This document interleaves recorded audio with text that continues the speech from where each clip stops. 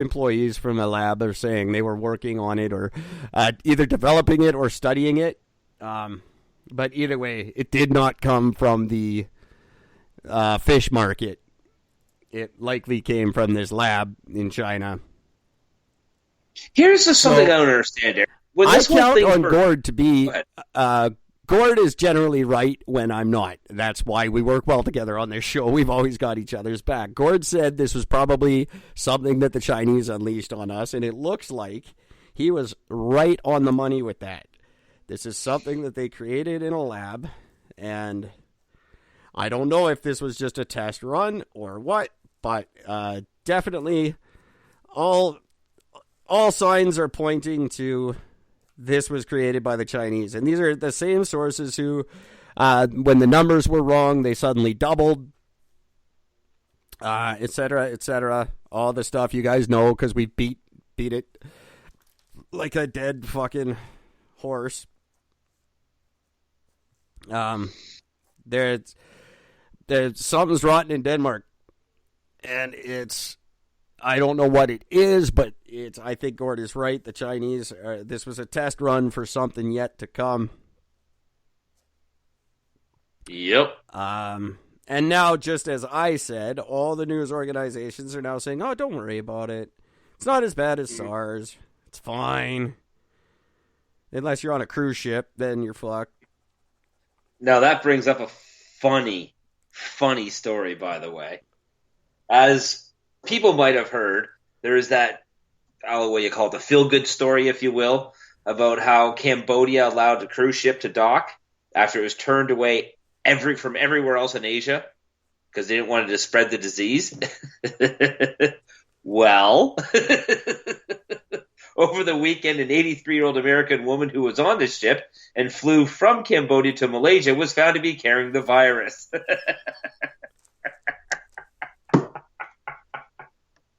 So Cambodia said, we'll take them. And then they released the virus to more people around the world. And instead of just infecting people on the ship, now they've got to go and check everybody on the plane, the airport, and anybody else she's been in contact with. You've just affected a whole bunch of people. Yeah, but it's Malaysia. Malaysia is where we send all the shit that we lie to us and say that we're recycling, and we don't actually recycle it. We just throw it on barges and send it to Malaysia. Do we really give a fuck if a few of them have the flu, too? No, of course we're not. Filling their country with our garbage and lying to our public and saying we're recycling it when they're not recycling at all. They're just loading their beaches with it. I don't think it matters that a few of them have the sniffles. We're drowning them in our garbage. So the woman and her 84-year-old husband were initially diagnosed with pneumonia. They remained behind for treatment. And then they got cleared, and then I guess after they got cleared, they realized after the fact, oh, wait. Well, I'd be far more concerned with pneumonia than with corona. Right? Pneumonia can actually kill you when you're 84. Plus, you're 84. Who cares? You're already banging on the door as it is. 84-year-olds, yes, you need to be concerned about this if you're 84 and you're somewhere near it. Anywhere in Canada, you don't have to be concerned. A falling tree is much more dangerous. Beware of falling trees. Beware of sharks. You got a better chance of being attacked by a shark in Saskatchewan than you do of getting coronavirus. And if you live in Malaysia, sorry, that's about the best of what we're going to do to you this year. So here's a box of fucking Scotty's tissue. Oh, let's dig through the other barges full of garbage we're sending you. I'm sure there's some masks in there somewhere. Sick fucking... The lies we tell ourselves and then pretend to give a shit about countries around the world. And if you don't know what I'm talking about, look up our recycling practices and what we ship to Malaysia and pretend we're recycling. Right. That'll be a story for another episode. But you guys can feel free to look it up for yourselves and be all caught up. And you can live chat with me and Gord right now if you're listening on speaker.com. Or you can phone us, 604-655-9630. And have your say, especially if you're in Malaysia. I'd love to hear from you. You know, two of the passengers on this ship, I'll actually call them by name because, oh, bless them, Joseph Schaefer and his wife Paulette, who's a retired nurse, told the Las Vegas Review-Journal from their home in Henderson, Nevada, that they felt the hue and cry over the released passengers was not totally merited. Quote, "It doesn't seem to me like the whole world should be jumping at this. There are more deaths from the flu than there have been from this particular virus." Thank you. Yes, science. Why do people 2 weeks after me and Gord start saying everything me and Gord say, and yet only 10,000 of you listen to our show, and nobody writes in to tell us we're right, but they all start quoting us 2 weeks later? Yeah, isn't it a bit? It's frustrating. It really is. I would like more credit for what we do. I hear you. It's getting to the point now where we actually got to fucking start hiring ourselves a fucking legal department. This is getting insane. You know what? As soon as we start getting more Spreaker money, I would be happy to do that. Unfortunately, right now, it's just not in the budget. No. Now, speaking of this cruise ship, by the way, Eric, I'm not sure if you heard about this. This was beginning of last week, I believe. One of the groups that were on there, clearly these are like the people at the nicer part of the ship. After being quarantined for the first week, they were getting bored with themselves, and so what they did was they ordered a case of wine and got it delivered by drone to the ship. Genius. Yeah, that's pretty rough. I feel sorry for them. I really hope you guys get home so safe. Those kind of fucking terrible conditions. I just thought that was so perfect. That's the world we live in now. Eh? It's like, oh my God, we're stuck on the ship. What are we going to do? Fuck it. Call Amazon. Get some wine. Get some wine. Don't worry about anything else for supplies. No, we need more wine. It's amazing. That's how hard done by these people are. Oh, shit. We had to get a drone to deliver wine. Fuck God, off. how am I supposed to survive without my Merlot? You know how much I'd love to be stuck on a fucking cruise ship right now if that's as bad as it gets? Oh, I just thought that was so good. I'm stranded in rural fucking butt-fuck British Columbia suffering from the coronavirus.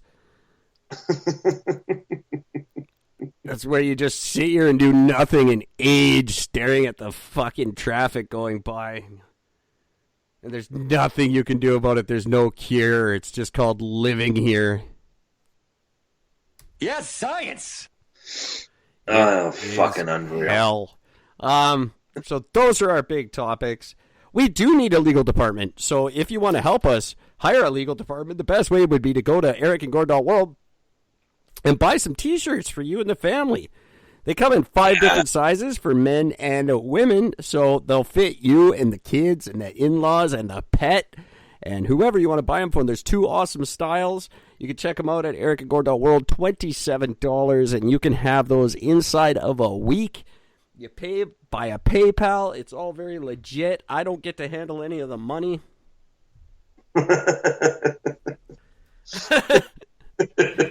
It's a very good deal. And they're really nice t-shirts. They're good quality. Very, very cool. 2 different designs. Our cover art from our show and our classic Fuck Eric and Gord logo. They're like 10 different colors, and they are very, very nice. I have mine coming this week, and hopefully one for Gord. And I'm going to be doing some custom t-shirts as well near the end of the week that will be given away as prizes or something like that. So doing what we can to try and promote the brand because it is the season for Eric and Gord to take over. That is right. I was starting to notice, like, all these podcast groups, they go, oh, we don't like the ones where it's just people talking to each other, and we don't like them if they're longer than 45 minutes. And yet, I look at the most popular 5 shows, and they're all 3 hours long, and it's just guys talking. So I don't know who's these fucking groups are saying that those aren't the ones, but those are the ones that are making $30 million. So I'll tell you exactly. The people who are making those comments are people doing 3-hour shows, and they don't want other people to catch on. I guess you're right. That's probably it. Yeah. I think this thing that people have no attention span, I think that's a lie. I think people's attention span is just fine. And that if you have quality content and your show is funny and you have either Eric or Gord or a combination of both on a nightly basis, people are going to fucking pay attention. I don't think our attention span is that short. I have ADD and it ain't that short. The time passes because it's funny. It's good shit that we talk about. Exactly. We're not two idiots we're not monotone fucking robotic idiots that talk about dumb shit and have no opinion about anything. We talk about everything in detail with opinions. And people like hearing that because that shit can get fucking funny. I listened to a 2-hour interview with Bill Maher last night, and I can honestly say that is enough Bill Maher to do me a fucking lifetime. I don't understand why that guy's a thing. I don't know. I don't understand. He's definitely. I'd say he's a hit and miss, but he's a miss, hit, miss with me. Yeah, he's I don't know. Very proud of smoking pot and talking about smoking pot. I don't know. Bored the shit out of me. I find Gord much more entertaining. I appreciate that. I haven't been listening to a lot of our show lately. I've been trying to give other ones a chance. But the more I listen to podcasts, the more I think more people should be listening to Eric and Gord. Fully agree. But I guess we should stop talking about ourselves and start talking about stuff, or people aren't going to listen to us. So you had... I have a bunch of... You had a story about my all-time favorite profession. It's a dying profession, as far as I can tell, and it disturbs me. Because I've always been a big supporter. Agreed. And I would like to see it make a massive comeback. And that would be the clothing alleviation profession. I don't know. What's the polite way of saying fucking stripper? I don't know. The scientific term is twerkeritis on Polius. I got it. So there you go. You can stop with the twerk. Nobody likes the fucking twerk. No, it's a gross, stupid thing, and it shouldn't be done. Yeah. Like, let Lizzo twerk. The rest of you fucking just stop with the twerk. Nobody likes the twerk. Okay, for the record, if y'all want to make the twerking stop, you guys have seen a picture of me. Understand one thing: I can twerk. And I can twerk well. So unless if you want to see people like me, fat white guy twerking, stop with it. That should be the only ones twerking, and I think you need to send a video of that out tonight. I will not. I cannot twerk. I don't shake like that.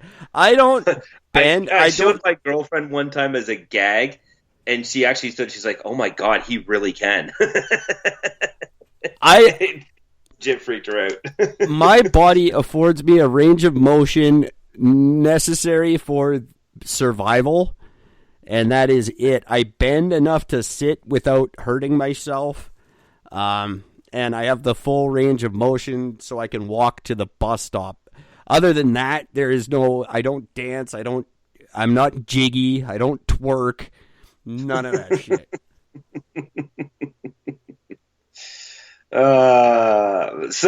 So what we're talking about. So in where the fuck was this bitch? In Texas.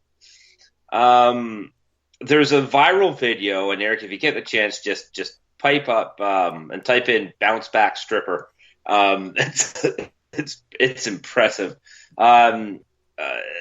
Gina Sky is her name. She went viral. Yeah, that's her name. It's real too. Oh, really?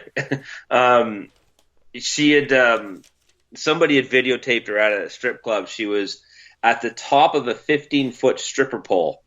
And after doing her partial routine, I mentioned this on